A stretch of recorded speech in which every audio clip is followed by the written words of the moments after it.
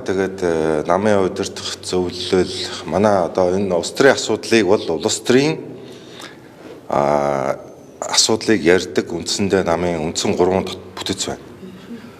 За парламентын хувьд бол намын бүлэг. За намын их хурлаас байгуулагдсан бүтэц нь бол намын төлөөллийн дээд байгууллага, намын баг хурал, түүнээс байгуулагдсан намын удирдах зөвлөл гэсэн 3 үндсэн улс төрийн шийдвэр гаргадаг бүтэц ажилладаг.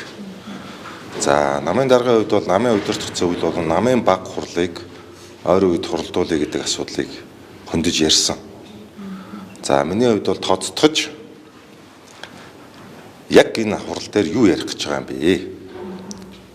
Хэрвээ таны гэр бүлийн болон өөр хүүхэдтэй холбоотой үүссэн асуудлыг буюу энэ улс төрийн ёс зүйтэй холбоотой асуудлыг намын удирдах зөвлөл юм уу баг хурлаар яриулах гэж байгаа бол энийг зөвшөөрөхгүй шүү. Намын хамт олон таны гэр бүл хүүхдтэй холбоотой ийм ёс зүй асуудлыг нийтээрээ яриа санал хураахдаг байгууллага бол одоо бас бид нарыг бүгдийг татаж оруулаад өөрөө магадгүй одоо улс төрийн хүрээнд шийдвэр гаргах боломжтой асуудал дээр парламентыг татаж оруулаад намын одоо бүх гишүүдийг татаж оруулаад энэ бол намын гишүүдийн асуудал биш шүү дээ. Намын гишүүд энд хариуцлага үүрэх ёстой хүмүүс биш. Энэ хүмүүсийг одоо оруулж ирэх гэж байгаа бол энийг чинь зөвшөөрөхгүй шүү. Тэгээ яхаараа ийм удаан одоо байр суурь илэрхийлэхгүй.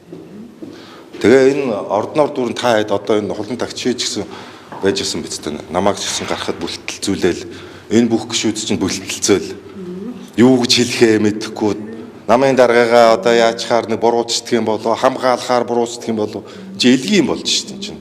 Энэ ордон чинь хошин шиг цаашаа юм болж шít. Тэгэл гачаа ачин тайлбар явуулсан. Хачаа ачи эхнээсээ бүгд онгоонд ороод ерөөсөд ер нь улс төрийн хариуцлага хүлээхгүй л гэдэг байр суурьтай л байгаа мэн гэж ойлгож байна. Одоо тэгэл байгаа юм байлгүй дээ одоо. Одоо эн чинь манай даргач дээр, аны даргач дээр, хүний даргач дээр эн чинь одоо бүр цугаараа одоо юу болоод байгаа. Сүүлдээ одоо засгийн газрын энэ юм уу асуудлаас үүсч энэ парламент буюу ард түмний төлөөллийн дэд байгууллага. Ард түмний. Энэ асуудал парламентын асуудал биш шүү. Тэгээ сүүлдээ одоо би одоо үхтээрээ тулаад бүгд үхэх шүү гэдэг ийм зарчим барих ч бол энэ чинь зөвшөөрөхгүй шүү гэдэг л зүйл хэлсэн. Одоо үндсэн за одоо боллоо. Засгийн газрыг огцруулах 2 зүйл заалт байна л да. Энэ дээр одоо юу гэдэг одоо парламентын одоо 4-1 гишүүд дэмжснээр улсын хурал хийлцэн тий. Түүнээс л залуучууд одоо удман чагсаад засгийн газрыг бас огцруулах боломжгүй юм байна. Тэгээ ялангуяа ерөнхий сайд нь өөрөө хариуцлага хүлээхгүй гэсэн юм байр суурьтай үед. Тэгэхээр хуулийн үрээ таамаг яаж олох хэрэгтэй үйлдэл хийх хэрэгтэй. Парламентын гишүүд дэмжлэг үзүүлж тийм үү гарын үсэг зурж одоо чихвэрлэл рүүгээ оруулж хилцэх хэрэгтэй юм шүү. Гэхдээ заавал энэ олон гишүүдийг одоо ийм байдалд оруулалт нь явуулах. Та бол зүгээр өөрөө хэлээд шүү дээ. Үгүй хэлээд шүү дээ. Энэ яагаад энэ хамтын зовлон юм. Яагаад хамтын хариуцлага энэ төвшин рүү хүртэл нь оруулах хүртэл нь явуулах гэдэг юм бэ? Гэж би яриад шүү дээ. Тэрийг тодорхой хэлээд шүү.